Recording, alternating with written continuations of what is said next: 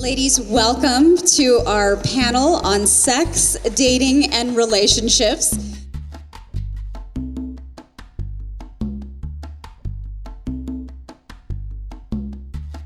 Ultimately, as you're going to learn over the course of this evening, we really want to talk about power and the different ways that you can think about power.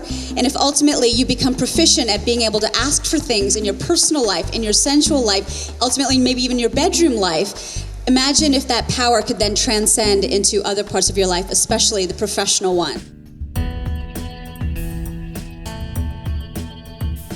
You smile and say hello. And trust me, it can be with a ponytail and no makeup on. It's all about what comes out of your mouth. Is this person going to be my supporter, my best friend, my emotional rock, my physical lover? You can actually become closer because you're telling the truth to each other. You should wear a conversation piece. Yes. Wear something that's going to make you stand out in a room. You might not be interested in him, but that doesn't mean she won't be interested in him. There's a great amount of power in being vulnerable. We have a desire for something, and then we immediately judge it as not being something that we actually deserve, whether it's the career that we want, whether it's the man that we want. Personal and your professional lives are totally linked. If you come to the table with your tank full, you're feeling yourself with yoga, or you're feeling yourself sexually, you're showing up in all the other roles in your life in a much more meaningful way. And when you do that little spring down there is just going to be like, woo! Clear away all of the fears, all of the things that are blocking you from having those things.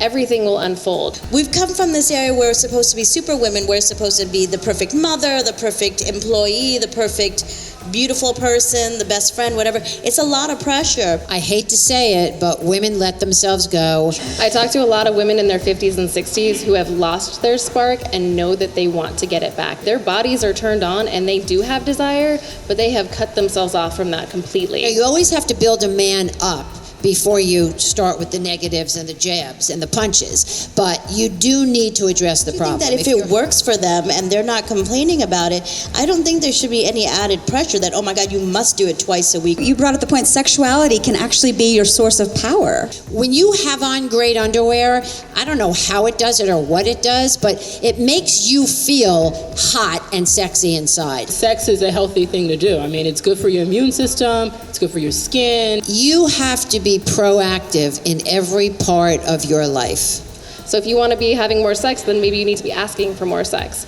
Or maybe you need to have connection with your own body or more connection with your partner. When you are advocating on your own behalf, asking for things like, hey, do you want to go out on a date with me? Imagine if you succeeded at that and then went on to ask for something professionally in that arena.